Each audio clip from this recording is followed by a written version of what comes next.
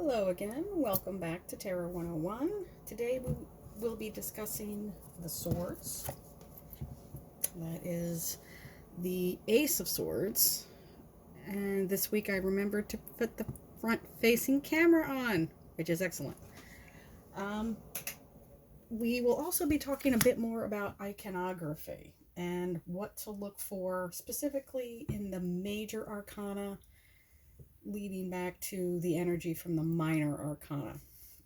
But without further ado, as always, if you know a nurse, thank a nurse, or any postal carrier, doctor, delivery person, anybody who has been working during this whole time to keep everybody safe and sane and getting back to a little bit of normality, a little bit of normalcy. Thank you. So thank you, thank you, thank you. If this is your first time here at Secret Garden Tarot, welcome. Everybody is always welcome. Feel free to take a look and see if there's any videos that really do, even if they're not your sign, even if they're a little bit older, there might be a message in there that's specific for you. See if this is a channel that you would like to support, and if it is, please like, share, subscribe, definitely comment. I love chatting with you guys. It's interesting to hear the way you interpret them. And again, this is absolutely not the way that every reader, be it you yourself or other readers on YouTube, interpret every single thing. And that's okay. I look at this as interpreting poetry. Certain things stick out to some people and have a different meaning based upon their experiences versus, oh, this is what this card means. So today we're going to talk a little bit more about that and to look at the whole card. Every card has its meaning, but every variation of that card has small details that, based upon the deck that you have chosen to use for that reading, may mean different things. So we're going to talk a little bit about that as well. If this is not your first time here, welcome back. You guys know the drill. Thank you for returning. So we're going to talk about the swords. Swords represent air energy, the air sign. So Gemini, Libra, and Aquarius. And the information that I like to think about from the swords is, what is the point? Swords have a very obvious point on them. Could things be better? Could things be done in a different or maybe even more efficient way? Geminis and Libras are very intellectual energy, always in their heads, books, maps, opinions, so very educated, intellectual energy. The Aquarians are a bit different in a very, very good way. They see the world in a very different way from their fellow air signs. And if you've ever met an Aquarian, they're special in a good way. Very, very good way. Geminis want expertise. They want data. Libras, they always want to strike a balance. Too much one way, too much the other way. They're very much that the balancing act between emotion and intellect. Aquarians take all that intellectual energy and transform it into just however they need to use that energy. They're all about optimism and freedom. Their card is the Star. And if you notice, I'll get really, really close here. There is the traditional water bear, obviously the star up on top, and there's several stars around it. However, you might not have ever even noticed it, and it might not even be on your personal deck. There's a tree in the back. That's the tree of knowledge. And there's a bird in that tree. And this is what I was talking about iconography. Anytime you see a bird, it's about freedom.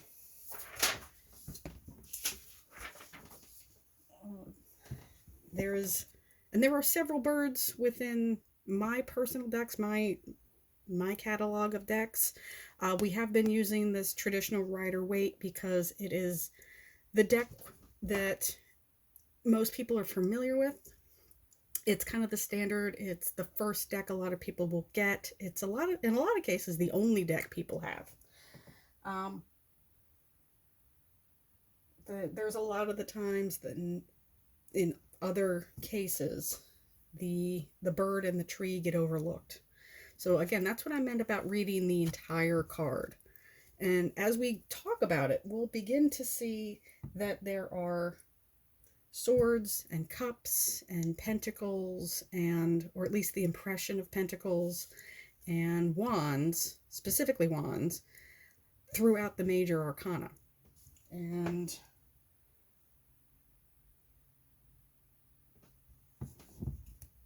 so we'll talk about that. So that's what I mean about reading the whole card. There are things that maybe get even completely forgotten about in some decks. I have a lot of decks where it is simply the water bearer, and it is simply just the star. I have the micro deck, that small micro deck. It is just a star. So the bird and the tree get completely overlooked. They're completely skipped. But my point about Aquarians is that they use their wisdom in an unconventional way, versus their other air signs, the Libras and the Gemini. Geminis all want data. Data. They want to be the expert. They want expertise. Everybody should have the Gemini's opinion. And I know this from experience because I know a lot of Geminis, and they are constantly telling you what you should do and when you should do it, and they dog you if you don't do. Well, you should be doing this. Why aren't you doing that? You should be doing this. Why aren't you doing that? I told you to do this. Why aren't you? Let me help you. Yeah. Okay. And Libras are the same way. Well, doesn't that seem a bit too extreme? Oh, well, you just really need to calm down and relax, and maybe you need to have a little bit higher energy. They're very, very in their heads about things. And in a way, the Aquarians are as well, but they're not only in their heads are like on a completely different stratosphere sometimes. But they use this wisdom, and whenever you see a bird, that is freedom. Whenever you see a tree, that will indicate wisdom. The tree of knowledge from Adam and Eve. Birds always represent freedom. And sometimes they can indicate both. If you've ever had a deck of tarot that has an owl, that's both. That's wisdom and freedom, and the right to use your freedom any way you want, and using your wisdom any way you choose. There's no right way to use information. That's the importance of the iconography. But we'll get to that in a minute. All right. Let's start with the ace. We always do. This is new communication, and I like to think of this as my law of attraction card. It is clear communication, cutting away the BS. And if you've seen my other readings, I'm very open and will tell you, swords cut away the clouded thoughts. They cut away the BS. Remember, what you think about, you bring about. And the law of attraction is all about ask, believe you have it, or believe it is coming to you, and you shall receive it. So clear communication, clear thought, clear communication, or at least the opportunity to do so. The 2 is, the way I interpret this, there's a ton of water. So there's a lot of emotion that she's turning her back behind. And that's, again, part of that iconography. It may not be a cup, but there is a lot of emotion behind her that she has turned her back on. She is guarding her heart. She is blindfolded. She is turning away from that information. So I like to think of this as, if you just took that blindfold off, you would see this beautiful horizon. But we don't know if this tide is coming in or if it's coming out.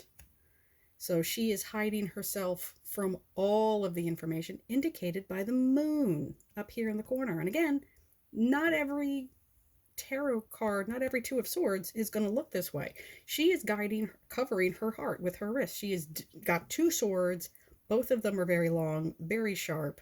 So she is very defensive about this. So is that tide coming in? Is that tide going out? Is it going to sneak up on her and sweep her away? And she can't even see it because she won't take down these swords and take that blindfold off. So that's information. You can't see all the beauty behind you. You can't see all the beauty around you, but you also can't see what's coming at you. So there is, if you'll pardon the pun, that dual-edged sword. You can't see what's coming at you, but you can't see where you've been either. The 3 is the healing heart. Yes, it is punctured, but it's not bleeding, at least not in this version. There are several where there is a bit of blood dripping. This is a little bit less gory. Again, that indication of rain. Water always represents emotion. So this is the broken heart, but it is not breaking. It is not actively being stabbed. Those swords aren't being jammed into it. They've been there a while. So this heart has healed all, and it might be a mess. It might be chaos, but that emotional downpour has been going on a while. So the longer it's been going on, the sooner it will end. So that's about the 3. The 4 is my recovery card. This is my sleep on it card. This will indicate the warrior who is resting. He is regrouping. He is recovering.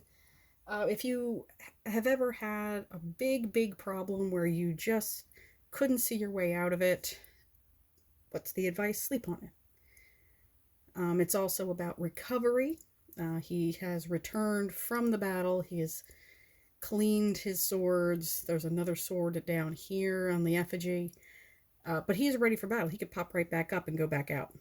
So if you have this card in a reading, in any of its illustrations, it's give yourself a little bit of time, give yourself a little bit of a break, give yourself a bit of a rest. If you're wrestling with an issue, sleep on it. It's a perspective change.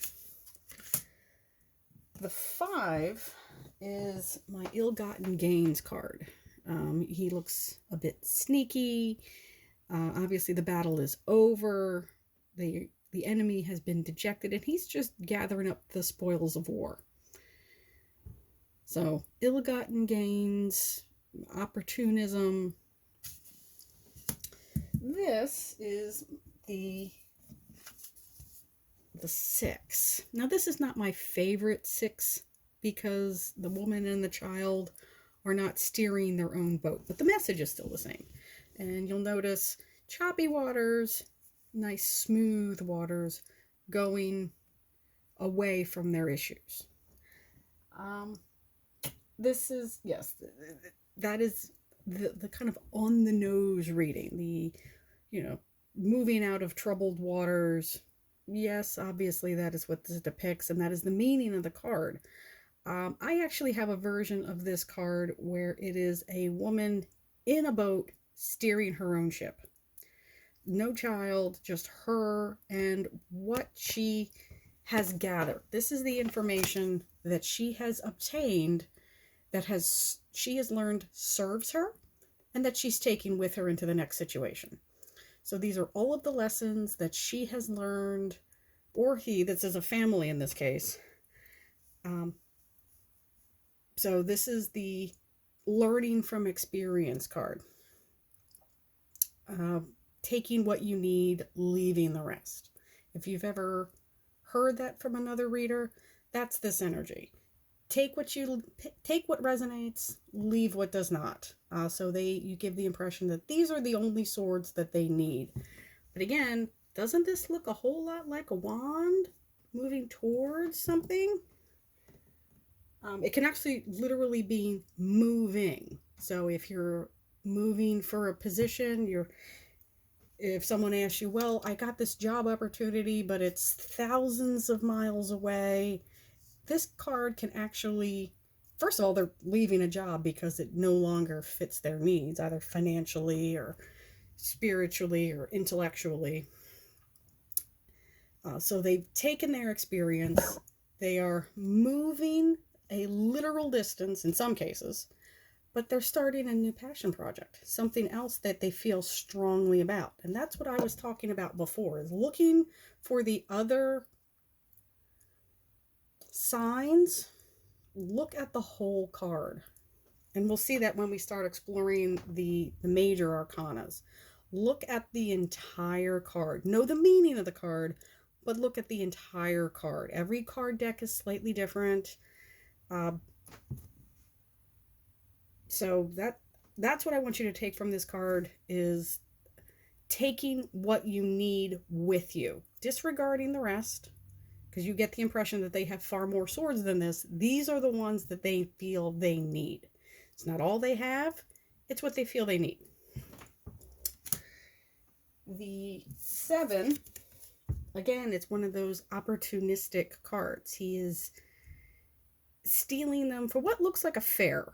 You know, if you look very closely in the background, this lower corner here, this looks like a celebration of some kind. This is using a person or a situation to get what you want from it. This is my narcissist card. Obviously he's got his little party hat on. He was celebrating, but he's sneaking off with what he can gather. So this is opportunistic. This is narcissism. Again, one of those ill-gotten gains cards. He's looking over his shoulder. He's doing something sneaky. So if you see this, somebody's being perhaps dishonest or trying to distract you. The 8, again, a tiny, tiny little bit of water. So again, can be dealing with some emotion. This is the card that means to me the situation is far worse in your head. And again, these are swords, so this is intellectual energy, than it actually is. All you need to do is take that blindfold off. If she just had the courage to look around, yeah, she might feel a little bit of this moisture, a little bit of this water on her foot, but it's certainly not threatening her.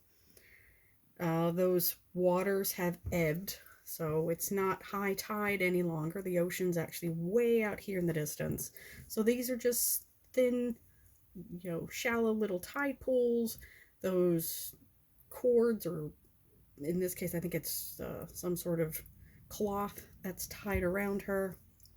It's not very tight. The blindfold's not on very tight.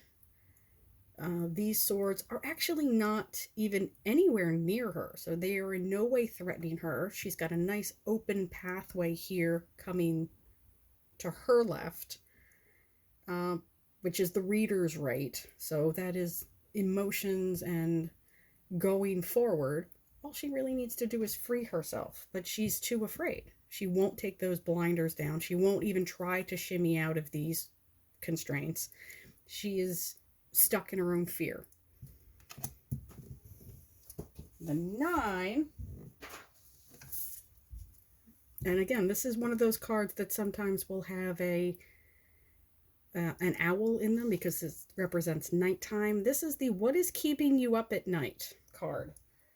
Ask yourself, what is keeping you up? This is a card of anxiety. This is a card of worry. And again, all of these swords are nowhere near this person. So you need to ask yourself,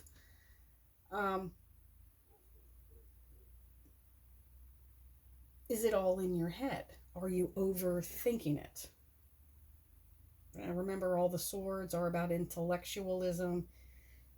Again, another card of this is in your head. Those swords are nowhere near this guy. Are you suffering from your own clouded thoughts? Is the worst case scenario only what you make it? Again, be careful with this energy. It's that law of attraction. What you think about, you bring about. So this may be a warning. If you're putting that negativity out there and you're expecting the worst, you may get the worst.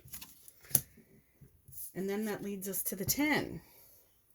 The end of a painful cycle. This man has clearly seen better days. It's the end the end of one cycle is usually the beginning of another. And yes, it may be painful. Yes, it may be a breakup because, again, there's water in the background. There is emotion in the background, but it is in no way near him. He has literally been stabbed in the back. But if you notice, dawn is breaking. So has he moved on to the next realm? Is he on to, say, the next cycle of his life? And it's a 10. It's about completion. It's about closure. The next card after that is that ace. So there's really no end. It's a closed circuit. This particular, in this case, battle or situation has ended, but there is hope on the horizon. There's a new day on the horizon. The clouds are being lifted.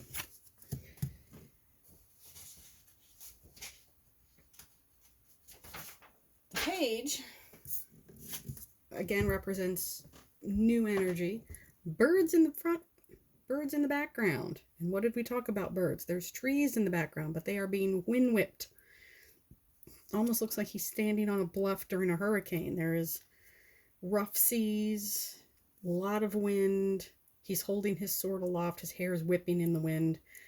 Birds. Birds represent wisdom, but they are far away from him. They are way, way, way, way up in the air. So he has a lot of energy around him. This can indicate, again, swords are informative. So there's a lot of information really coming at him.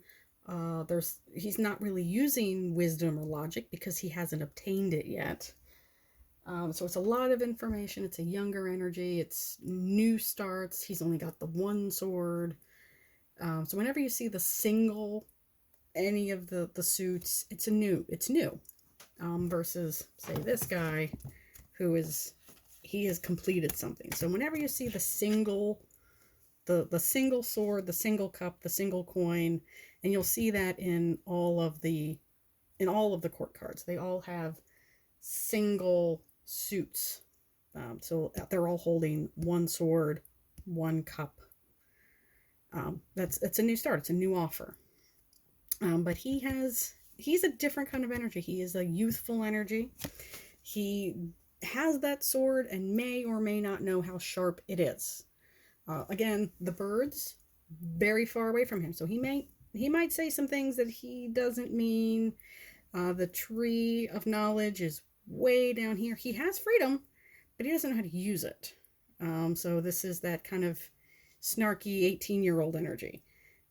There's a torrent of emotion. Freedom is there, and those birds could land on him at any time. Wisdom is far away. So again, that's what I mean by reading the whole card. He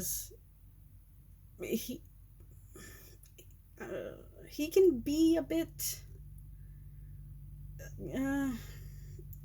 this is the energy of, and how I think of him is, if you learn something new about yourself and you go straight to the internet. It is, if you've ever been diagnosed with something, the first thing you do is go Google that diagnosis. He is the Google carefully card. Let's put it that way.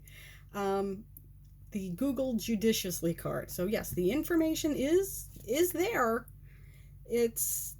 But you have to have the information and the emotional stability to use it properly. He has he has that sword, but he doesn't know how sharp it is yet. And that brings us to the knight. Quick influx of information. That horse is at a full gallop. Birds are a little closer. He's a little bit more mature. You can actually see the wings. They're not just dots up in the corner. There is the tree. It's a little closer. He's the quick influx of information. He is more mature than the page. He is far less mature than the king or queen. Again, that sword is aloft. He's rushing on in. He's got the cape flowing. He's got those, he's on a mission for something. And if you look really closely at the expression of that horse, it's almost like that horse is saying, "Are you sure?" That horse looks a bit nervous to me. yeah, he's maybe riding in. He has a little bit more information.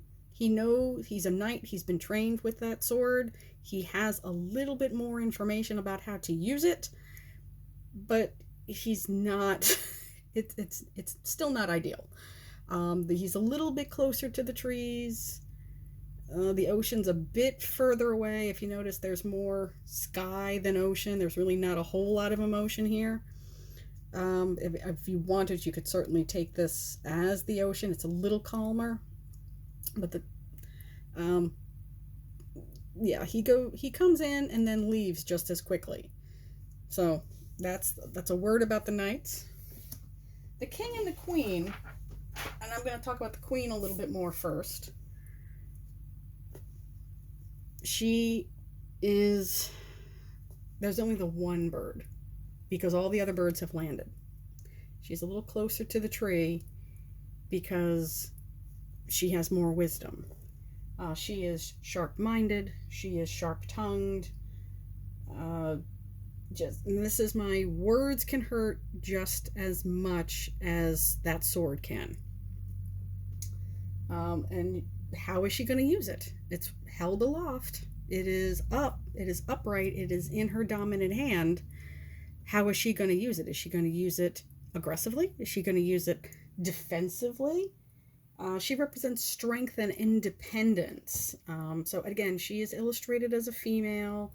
The tarot really knows no gender. This just represents more feminine, softer energy.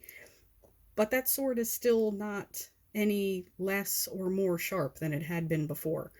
And if you look at her crown, there's a butterfly there. She has learned to transform some of that snark into constructive criticism.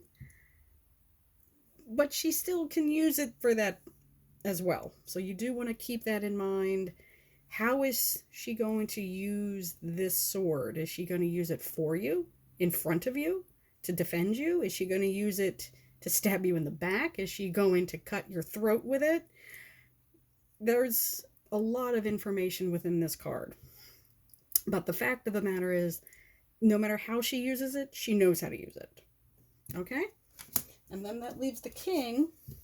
I like to think there's more trees. The birds are more defined. Again, there's that butterfly, but this time it's not in soft, malleable metal. It's not in his crown. It's carved in stone. So transformation has already happened. He knows where he is going. He's the most mature. Again, he's staring right at you. He's sizing you up. This is the cool guy. This is the guy who stands in the back of the party and doesn't talk to anybody. And he's not going to. He's observing. He is, you don't know what he's you don't know what he's thinking because the process is very complicated. There's a lot of information. He is the great observer. He is the guy that's the scientist. He's the doctor. He's the judge. He's the attorney. He takes that very, very sharp sword and will, like his mate, like the queen, wield it in any way that he needs. He knows how to use it. He knows what it's capable of, and you may not know how he's using it. So that's something to keep in mind about the swords. But what I did want to point out is, again, the iconography within the majors. And we'll get to these in just a little bit.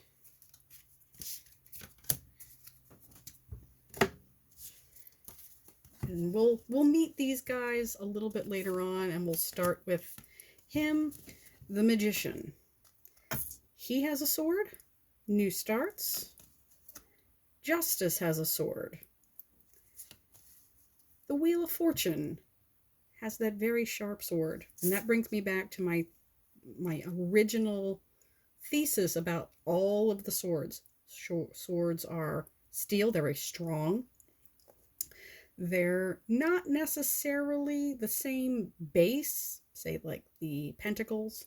If you put something on top of a sword and you use it as a foundation, it's probably not going to stand up like it would be with a big, round, flat metal disc. Somebody's probably going to get hurt. They're pointy on all the sides except for the hilt. But you really do know how to, you have to know how to wield it. And if you notice, the Justice has the blunted sword. Sharp on both sides, but it's blunted. It's not pointed. It doesn't have a point on it. And that's again what I mean by reading the whole card. And we'll come back to the Magician here. He has all of the aces with him. He's the manifester. He has the sword. He knows the information. He is the master carpenter. He's the master mason. He knows how to use that sword. He knows how to control his emotions. He's built his financial wealth. He has things that he is passionate about. He can use them in any combination. He can use them however he chooses. But he is he has the opportunity to use them, and that's why I want you to think of all, whenever you see the single suits, it's the opportunity to use them and to use them well. It's a matter of knowing how to use them and when to use them, and we'll talk more about them when we actually get to the major arcanas. I'm going to do the December readings, the January readings first. We're actually at the very, very beginning of December. Well, technically we're in the middle, or the late part of November. So we're going to talk more about the major arcanas. We'll probably do groups of 3. They kind of lend themselves to that.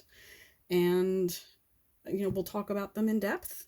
Hopefully you like this, and let me know if this is something that you're interested in and you want to do more. I appreciate it. Happy holidays, family, as we're here in the United States just had Thanksgiving. The holidays will be upon us, Hanukkah and I think Ramadan this year, and Christmas coming, and then obviously the new lunar new year, the new solar new year. I'll see you guys next time. Bye, family.